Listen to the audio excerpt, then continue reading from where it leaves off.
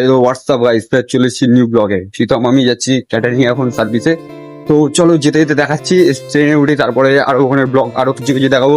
ততক্ষণের জন্য ভিডিও দেখার জন্য ভাইকে সাপোর্ট করো আর ফলো করে রাখো। তো হে গাইস, এখন আমরা এসেছিলাম, আমরা শিয়ালদায় কাজে যাচ্ছি হাওড়ায়।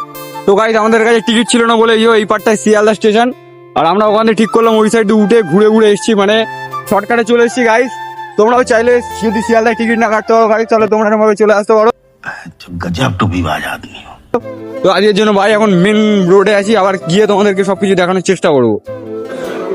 তো গাইস যেরকম কি জানো, এখন আমরা এখন চলে এসেছিলাম যে আমরা কলকাতায় যে হাওড়ার কাছে এখন এসে গেছিলাম। তো ওখানে কাজ এখন ড্রেস আপাতত গাইস পরে নিয়েছি, আর এটা আমাদের ড্রেস।